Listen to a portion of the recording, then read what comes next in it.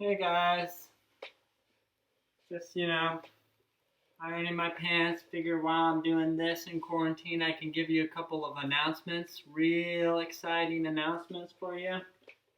First of all, bingo! Lexi, last name redacted, has completed her bingo card, every single square. Therefore, we have this beautiful stuffed animal to present to her right after quarantine ends. Good job, Lexi. And for all you other people out there still working on your bingos, let this be a reminder and encouragement to continue in that work. Good job, Lexi. Hello there. It is I, the intellectual one. How's my hair look? Hello. It is Intellectual Dave here, encouraging you to stay social, to stay connected. Hello. I'm here to inform you that small groups are still occurring. Despite the social distancing, we're meeting virtually. So if you are not part of a small group, or if you are completely clueless as far as what's going on, get on Blue Ridge Connect to figure out where they're happening, when they're happening. They're not happening physically together, but we are still meeting virtually with the call, with the text, with the FaceTime. Make sure you're on Blue Ridge Connect because that is where all the information is getting posted to your small group. If you don't have a profile, email me and I'll help you get it set up. If you're totally clueless, email me and I'll help you get unclueless. And I lost my accent, I know, but go do bingo.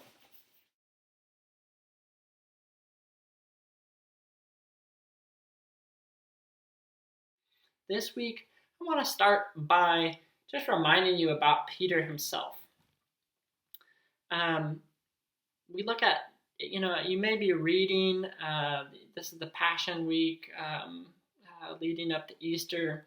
You may be reading some of the accounts there, and you'll notice that Peter, he kind of had a glaring failure to Christ, where he denies him 3 times, and the third time, there's that moment in Luke 22 where the rooster crows and Jesus looks over and sees Peter, and Peter sees Jesus, and he realizes his failure, and it says he wept bitterly. And so, as we have gone through 1 Peter and we're looking at this passage today, remember, this is a man who has, as he's encouraging us to suffer well, he's a man who has a lot of regret and has done it poorly and has conformed to the world and not resisted. And he's also, church history tells us that he has suffered greatly. He suffered and ultimately died a martyr's death, strong in his faith. And so this is a guy who is right there with us and is not perfect and is encouraging us, who has been in both places, to choose the better.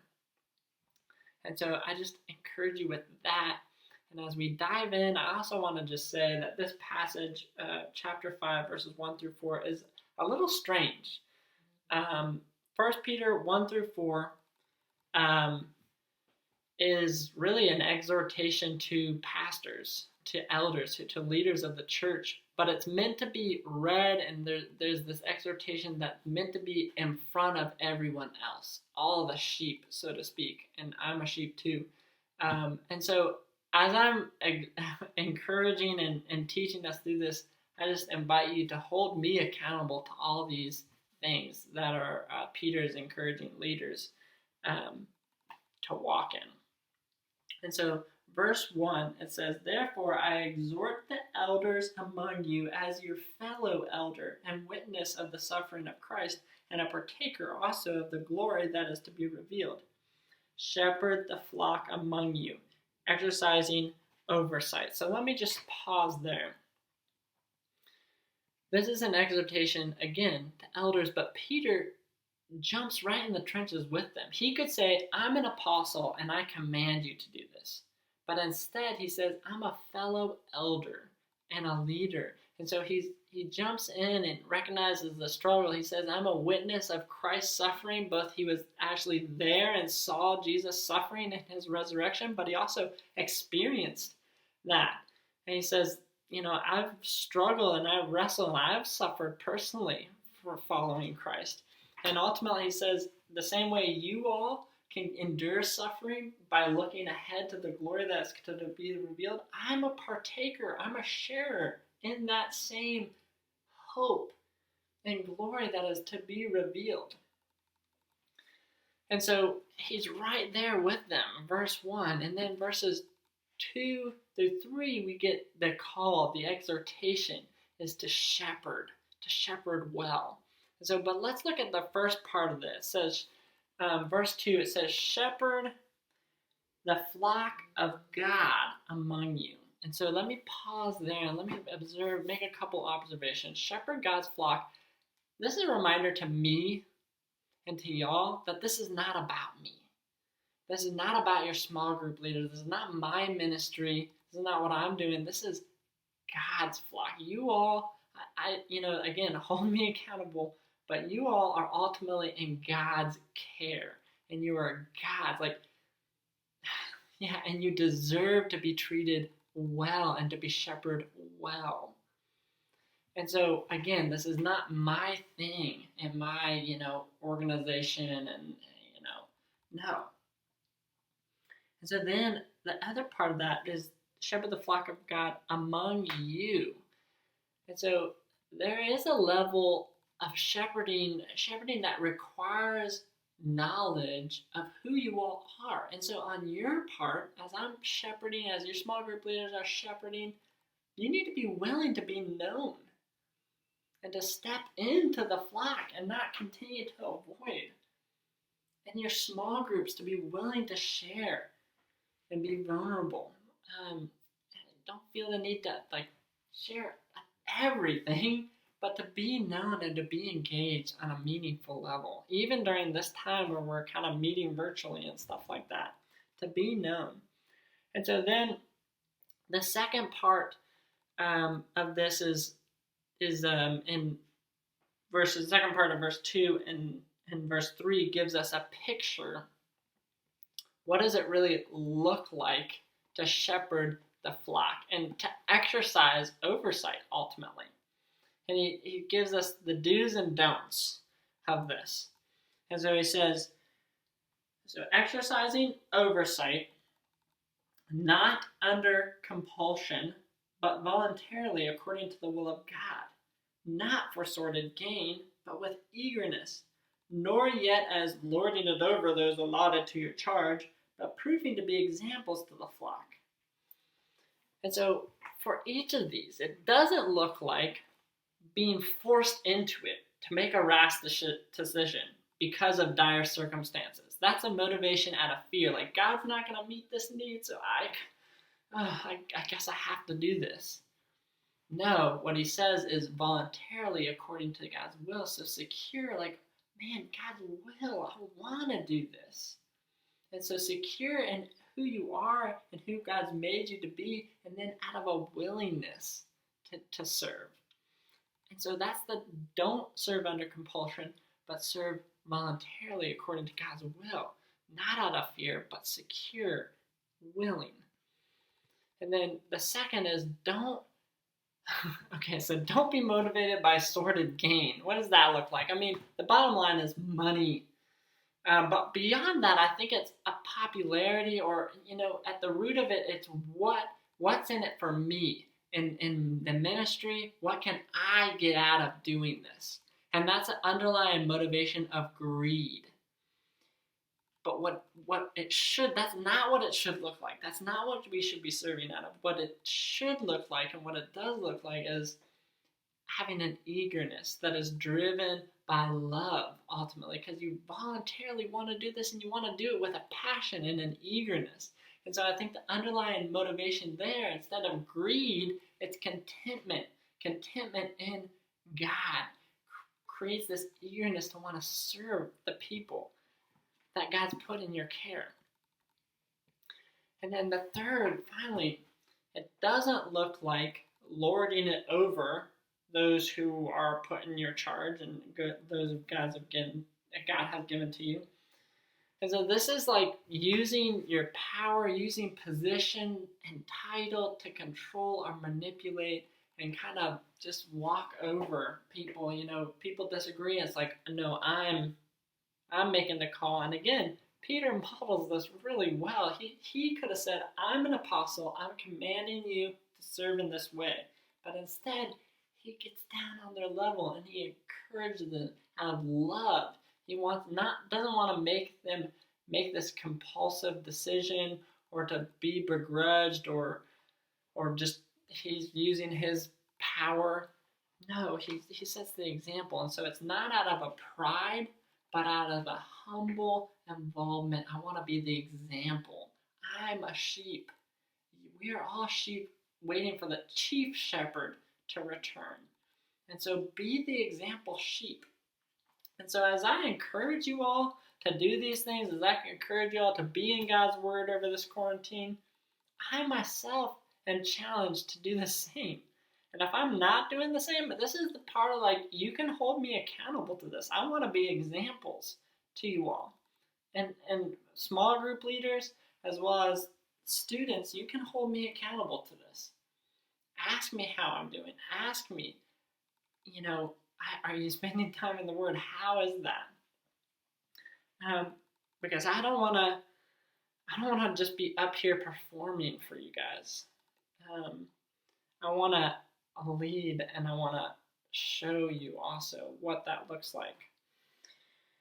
And so you can hold me accountable to this. And so we have all this. What does it look like? The picture of what shepherding well looks like. And then it turns to, and kind of also in that picture is what our motivation needs to be, and what our heart motivation needs to be. But then it turns to, okay, what can we be motivated by? What can we be motivated by? And so verse 4 is that. And it says, and when the chief shepherd, again, we're all sheep, when the chief shepherd appears, you will receive the unfading crown of glory. And so let me just break this down. When the chief shepherd appears, he's coming back. The king is going to appear, and he's going to appear to you. You will see him. You can't miss him. This is personal. You will receive an unfading crown of glory. I picture this like a ceremony. And I know a lot of you seniors, I ache for you guys that it stinks that ceremonies and just your senior year, this is kind of the culmination of a lot of what you worked through high school is now being canceled, or you're not able to do a lot of the things and especially those who are in sports and it's their senior year of sports to not be able to do that year and play in that championship game or play on that team or go to this graduation. That is hard, and I'm really I ache for you guys. But I want to encourage you too, and again, that's getting a little off topic here, but there is something that cannot be canceled, that cannot be taken away. And I see this as a ceremony that's going to take place where the King of Glory comes and crowns us, those who are faithful to his calling.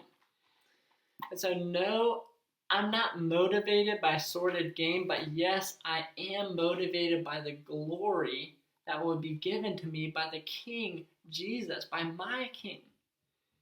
And this is not exclusive or at the expense of other people, but it is joyfully inviting you all to come and partake in the same. And so I invite you all. I see you all as leaders or servants in the church body.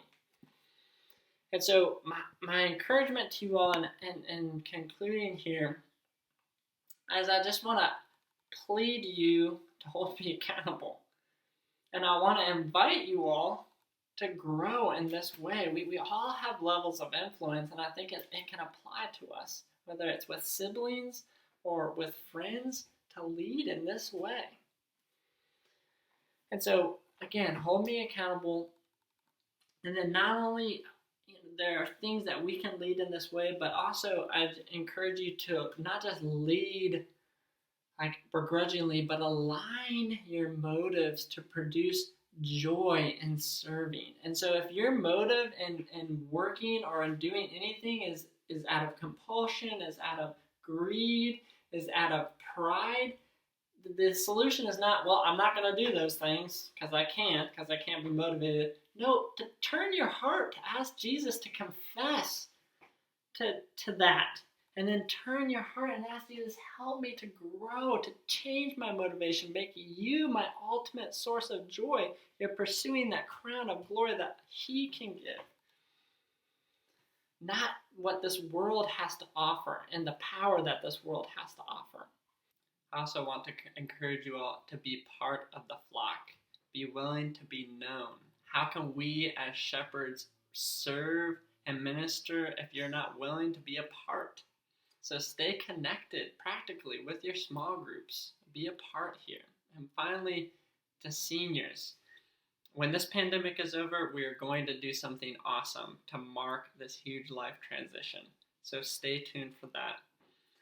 And for all of us, let's continue to put our hope in our risen King Jesus, the chief shepherd who is coming back. I love you guys. We'll see you hopefully sooner rather than later. Bye. Let me try this again. They are virtual, not together, and the wrong... We're restarting this.